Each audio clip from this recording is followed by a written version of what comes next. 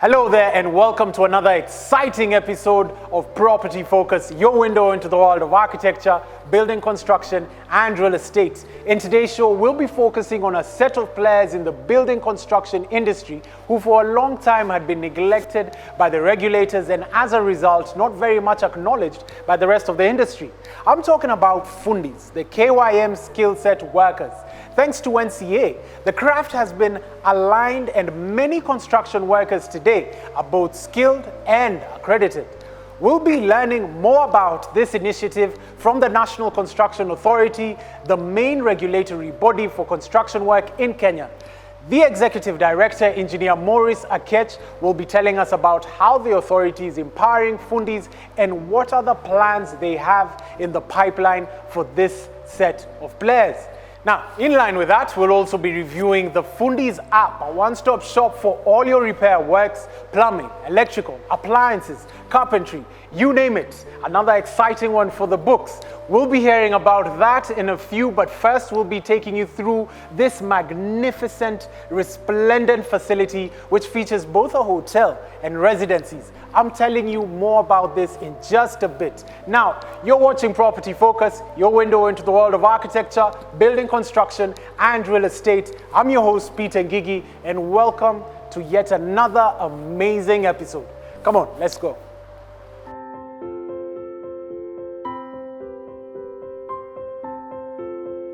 The premium global hotel brand Radison Blue continues to stamp its bold presence in Nairobi, which could be an indication that the hospitality business in Kenya is quite lucrative.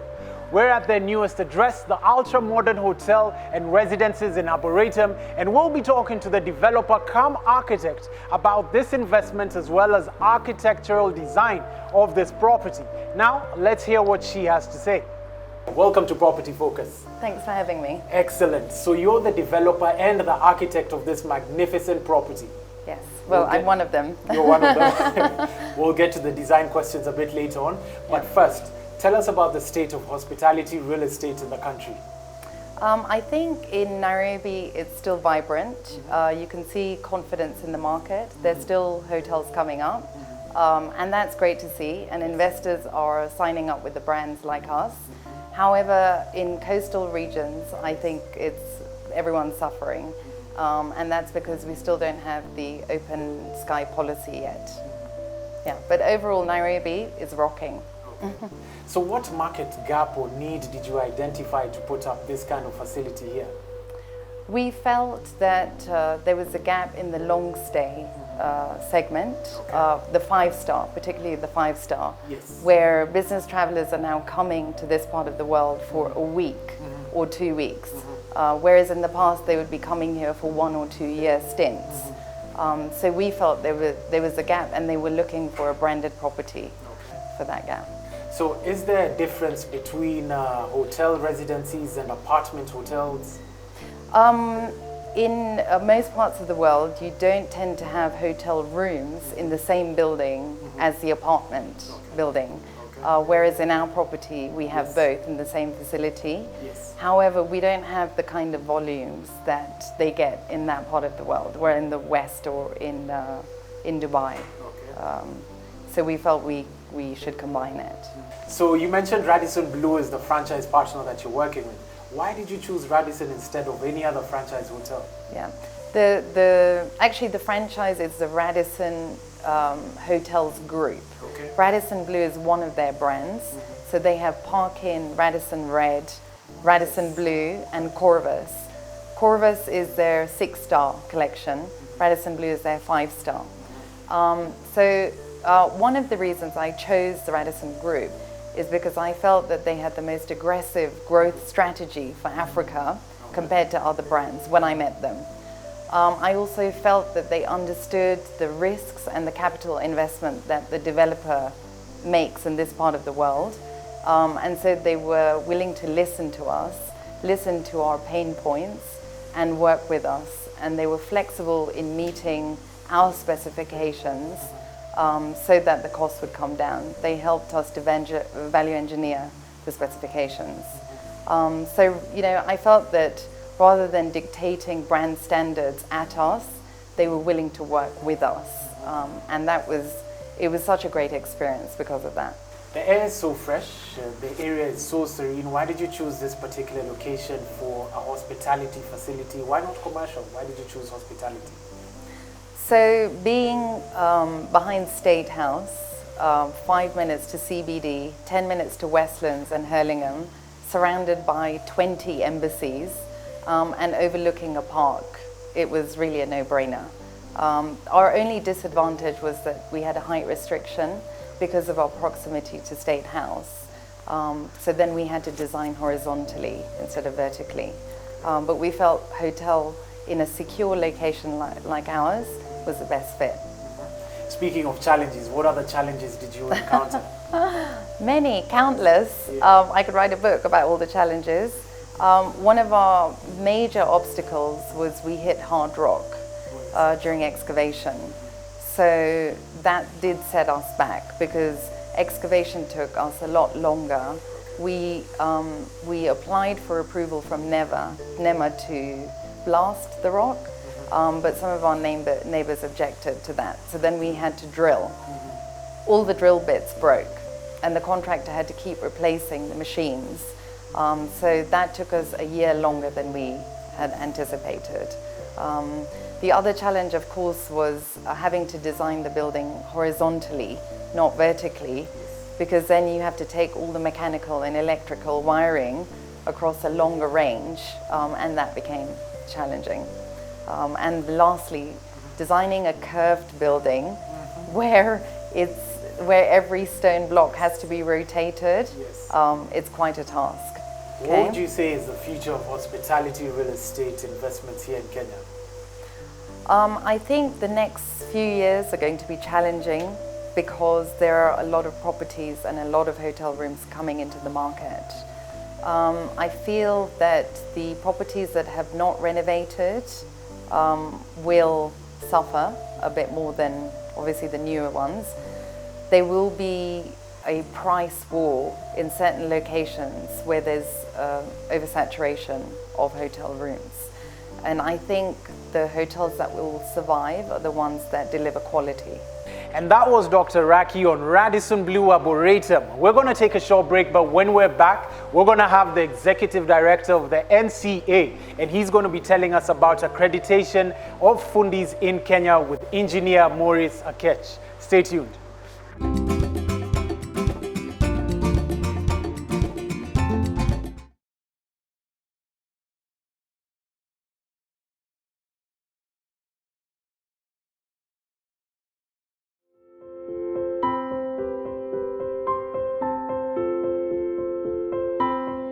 And welcome back. You're watching Property Focus, and with me I have engineer Maurice Akech, who's going to be telling us how they're empowering fundis in the industry today. So tell us, what is the mandate of the NCA in the building and construction industry?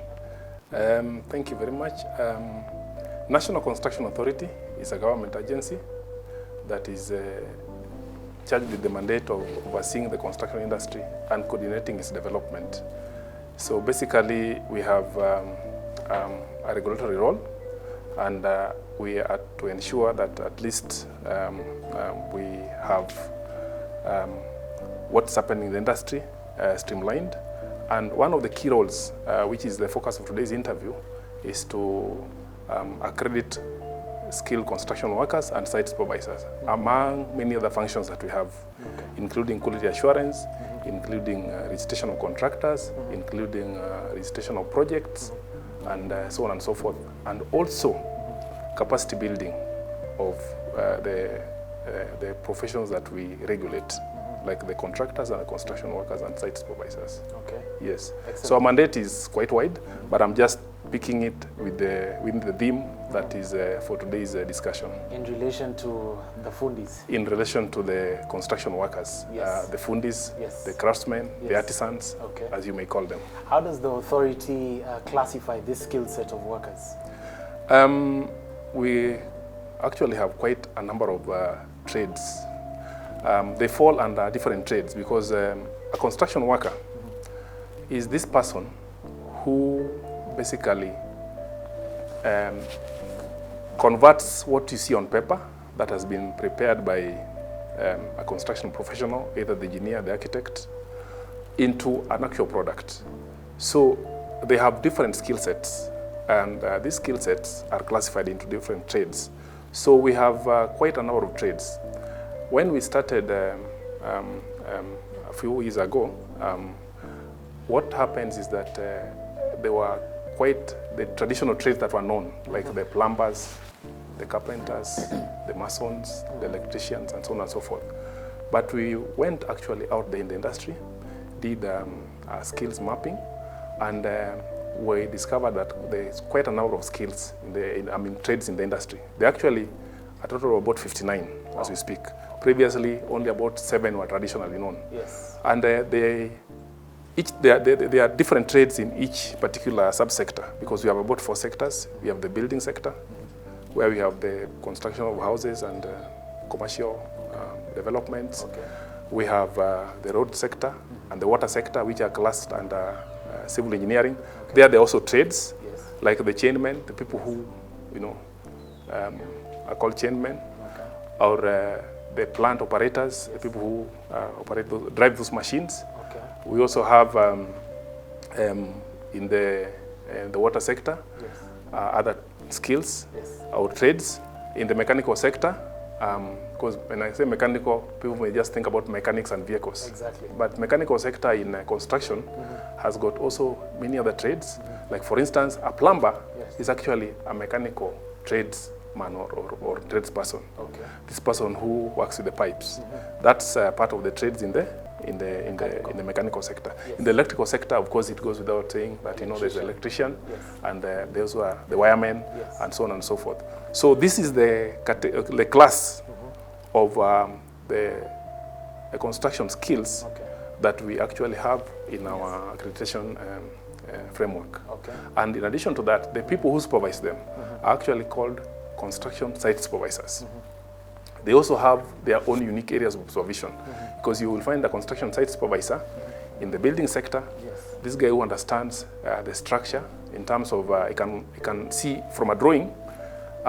He knows, he can read and interpret, mm-hmm, and he can tell that here the engineer specified this, okay, or if he's a supervisor specializing in finishes, he can say that here, mm-hmm, they need this kind of color, they need this kind of color scheme, and so on and so forth. Yes. Or if it's in the road sector, he can also interpret that these are the levels they need in terms of the formation levels, because, okay, from the time they start digging to the time they fill it up to the last layer, mm-hmm, or this is the kind of material they need from what has been specified, mm-hmm, in the construction documents. Okay. So this supervisor is very important, yes, to guide the skilled construction worker. Mm-hmm.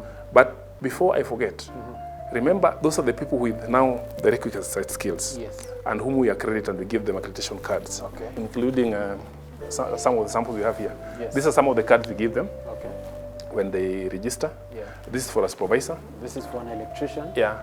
So that's electrician, and that's his supervisor. Okay. You can see that's electrician, yes, fundi. Yes. But this is electrical site supervisor. So one of this guy, yeah, will be supervising many of those guys. Wonderful. As they do their work. Okay. So that's a complete, yes, trade, yes, and it's a mix. Yes. Then of course, if we come across you and you have not fully transited into a fully skilled trade, yes, then we give you a provisional accreditation.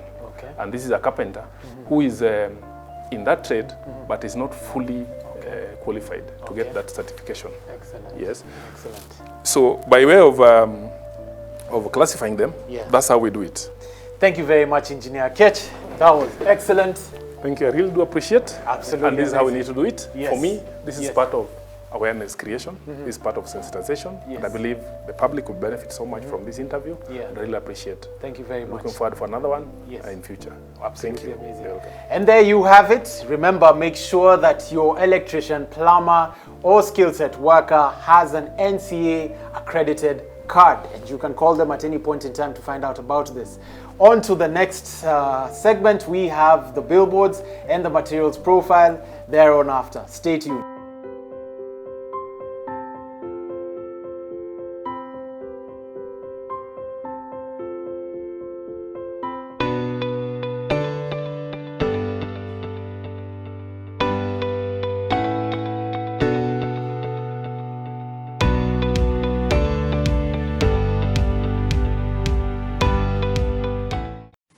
Welcome to Orchard Park, a unique gated community with spacious 3-bedroom bungalows. The estate is located along Kenyatta Road next to the tarmac. Call us or visit us today for viewing. Radison Homes, affordable exclusive housing. It's all about hashtag Mapenzi Moto Moto. It's double the love this Valentine's weekend at Hotpoint. Bundle offers available, 2 for the price of 1, and enjoy free next day delivery in Nairobi and Mombasa. Get a bottle of wine or chocolates for every purchase above 40,000 shillings. Product financing available at 0% deposit. Shop online or at any of our 6 outlets countrywide. Hotpoint.co.ke. What do you mean you forgot? Are you okay? I'm fine.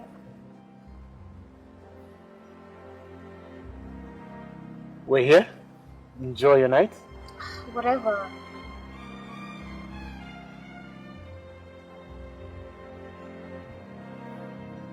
This is kinda awkward. You got stood up. What are you doing this evening?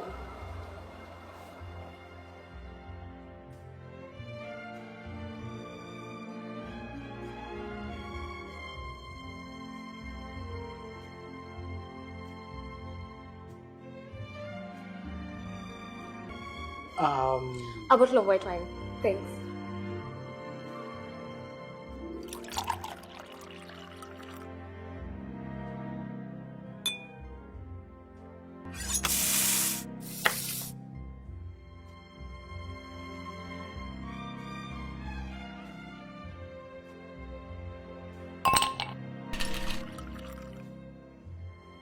So, You want me to end the ride now? Celebrate your love in style this Valentine's Day and enjoy a live band, dinner for 2 and a romantic room from 8,000 shillings. Book your experience today by calling 0797 332473.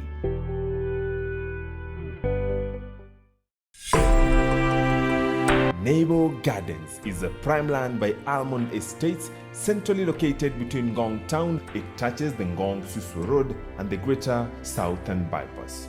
Nebo Gardens is located within the urban growth boundary, and the recent bid for the government to make the area a controlled special economic zone has greatly influenced the return on investment. With rich red soil and away from the congestion of the city, Nebo Gardens is prime for both settlement and agriculture. The plots come with a perimeter fence, a gate, borehole water on site, electricity connection, well-graded internal 9-meter access roads, and a common area. Get yours today at 500,000 Kenya shillings for an eighth of an acre, inclusive of transference fee and conveyors fee. You can contact us on 0769 737 454. I told you last week the business world is on endless transformation, and I'm telling you again, tech innovations are here to make our lives better every day. The Fundis app is one such tool that concentrates all your technician services in one platform at the access of your fingertips. Let's hear about it from the founder of the app, Mr. Alex Mwangi. Briefly tell us about that, and welcome to Property Focus first of all. Yeah, thank you for having me. So Excellent. pretty much Fundis is a platform that is both mobile and web-based, that enables homeowners and workplaces to find competent, vetted and reliable repairs, installation and maintenance specialists. Excellent, brilliant. So tell us, what made you, or what gap did you identify in the market that you created this application? Basically, if you looked at economies like ours, you realize that the informal sector, by and large, is the one that creates most of these jobs. And anytime you're thinking about looking for a repairs or installations or maintenance technician, it's very hard for you to find one. So the biggest problem is always, number one, where are you going to find a person? And secondly, how do you know if this person is competent? Yeah. So how does the application work? Break down the steps. Briefly tell us about this. So basically, it's a one-stop center where you can be able to get any one of these services. And it's simply you create an account using your phone number and your name, and you can be able to indicate where you are and exactly what you're looking for, and within a matter of seconds, you'll be sorted out. Speaking of what you're looking for, what are the products and services accessible on the application? By nature, right now, we are largely an artisanal service area. So that covers all the sorts of repair, installation, maintenance that you can think about at home and at the workplace. Yes. Okay. So the technicians that are registered with this application, are they registered with the NCA? It's a mixed bag of options how we go about it. Some could be, some may not be. And this is simply because we have a few other metrics that we consider just to be able to ensure that our users, have the safety and peace of mind that we want to provide to them. Yes. Do you only do repairs, or can one also access construction services with the application? If you think about the construction space, it encompasses all these what we are calling IRM, and IRM is simply installation, repairs, maintenance. If you think about most of these services, they are largely construction based. So you would be thinking about these in all the phases that a construction project would go through, from conception all the way to delivery, and that's what we simply call installation, repairs, and maintenance. Is it limited geographically, or anybody at any point or any place in the country can access this service? So the last 2 years we have been largely concentrated in Nairobi for the simple reason the problem we are trying to solve is a little bit more felt in these cities. But our goal is that if you think about every other urban center that you can think about, they are growing around the same, the same way Nairobi is growing. So we have already done our early tests in Machakos and Nakuru, and the idea is that by the end of 2020 we will be in around 5 cities within the Kenyan space. So what's the future for the application? First of all, we're at a point where we think the problem that we are solving is not a problem that is uniquely Nairobian. If you look at every other single city you can think around the sub-Saharan Africa, we are solving pretty much an African problem. We are simply asking ourselves, where do we think the next scope of jobs is going to come from? And we think, looking at the informal sector and how it has played out in the last decade, we think predominantly, 4 out of every 5 jobs that will be created in the next 10 years, they're going to be coming from this same sector. Absolutely. And the trend is that we are seeing that growing. We are seeing construction projects coming. Even if you think around, things like the affordable housing agenda that we are seeing in a country like ours. So we think in the next 5 or so years, we target to be in at least 5 African cities. And you're already in 3 African countries. We are not really in 3, but we have already done 2 pilot tests in Rwanda and in Tanzania. But we think by around April later in the year, we should be doing our early tests. In fact, we are just doing our first rollout in Dar es Salaam in the month of February. So we think in the next 5 years, we should comfortably be in over 5 African cities. Thank you very much, Alex. Appreciate. Glad you came onto the show and just enlightened our viewers on just what they can do with an application. Thank you. Pleasure. And there you have it from Alex Kamanga on the Fundis app. Go get it.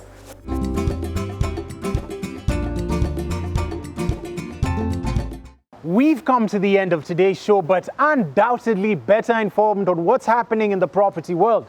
Let's continue with the conversation on social media until our next episode, next week, same time.